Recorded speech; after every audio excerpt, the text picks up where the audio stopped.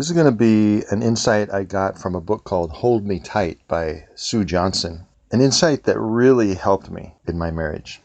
Sue Johnson's work has been based on another guy, John Bowlby, who was a researcher from way back. And John Bowlby is really responsible for changing the way people raise their children.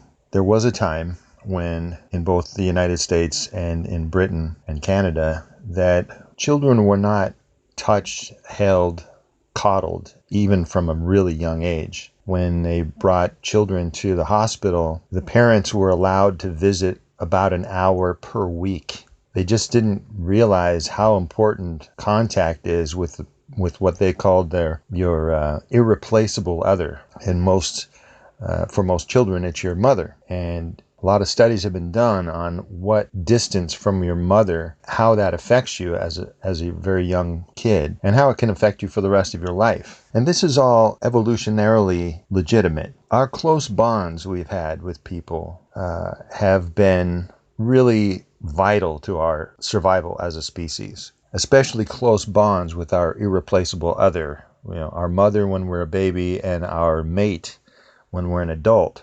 Those bonds have been the key to our success and survival as a species. So there's a deep evolutionary need for those close bonds. And when they're threatened, we have a survival reaction. We have a much more intense reaction than you would think that we should have.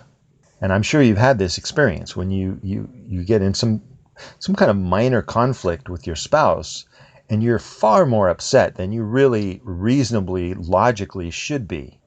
Those kinds of experiences where it feels like our bond is threatened with somebody that we really care about produces what they call primal fear.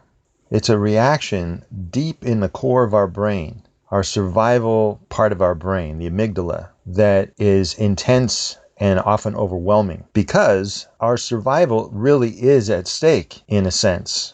But that's all kind of background. The real valuable insight is that when you're in a conflict with your spouse, what really matters is emotional responsiveness, is responding to emotion, but not the surface emotion, not the superficial protective emotions. What really counts is responding to the real emotion, the underlying emotion, the vulnerable emotion. So if your feelings are hurt, you may respond with anger, right?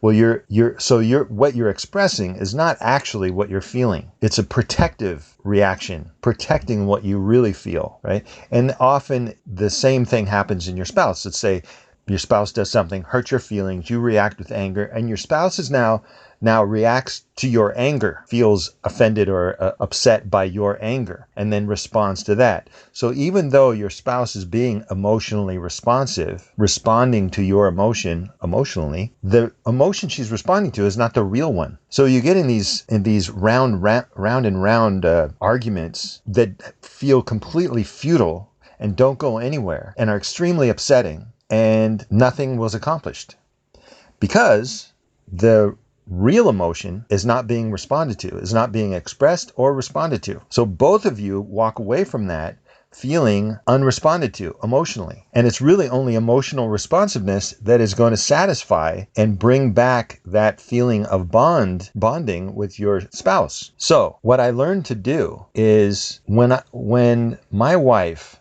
says something to me and is upset with me, I've learned to see that, to guess really what is the real emotion she's feeling and try to respond to that. And it has made a huge difference. One of the things Sue Johnson points out is that when someone is criticizing, when your spouse is criticizing, it is a protest against a threat to your bond. And if you can see it that way, it will totally change the way you argue with your spouse. Your spouse complaining to you, criticizing you, making you wrong in some way, is protesting something you did or something your spouse perceives that you did that threatens your bond, that threatens your closeness. And if you can see it that way, you will respond entirely different. Like instead of, if somebody criticizes you, you get defensive. I mean, that's a very natural reaction. get defensive, maybe angry, maybe attack back.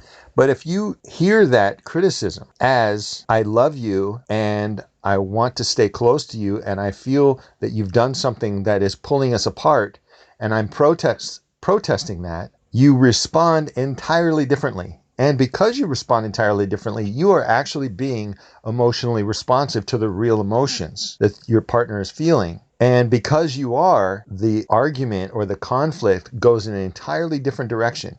Just try it. Just look, next time your spouse criticizes you, try to discover what they're protesting, what your spouse is protesting against, having to do with a threat to your bond, a threat to your closeness. Let me give you a couple of examples just to make this clear. I've been in the habit of keeping things to myself. Apparently, I've had this habit my whole life. I read a letter that my mother wrote to her husband a long time ago when I was like 5 years old, and she said the same thing. He keeps things to himself. So my wife doesn't like that. And when she finds that I've done that, when I've kept something to myself, when I could have talked to her about something but I didn't, it really upsets her and she criticizes me for it. And that is really easy to see now that she feels threatened by that. She feels that our bond, our closeness is threatened by that. And it is. She's right about that. If you're not expressing yourself honestly with your spouse, that threatens your closeness. The more you're withholding from your spouse, the less close you can be. So it's a legitimate example. It's a really good example of this being a protest against a loss of connection or a threat to your connection, your closeness. Let me give you another example. The other day, we were low on garbage bags.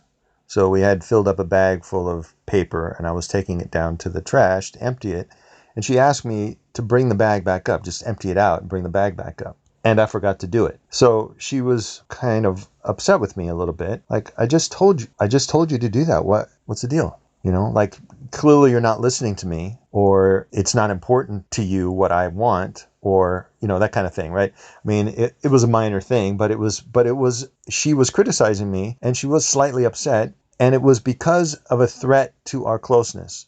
If I'm ignoring her, or if I'm not listening to her, or if I don't care what she thinks or wants, that is a direct threat to our closeness, to our connection, right? So if you can hear that, if you can hear what just normal criticisms or irritations or whatever, just hear those, notice those, see those as a protest. Like basically what she's saying is, I want to be close to you. And if you can hear those criticisms as, I want to be close to you, like the natural response is not defensiveness, right? If your spouse came up to you and said, I want to be close to you, the last thing you're going to have is a defensive response, right? This totally changes the way you hear it.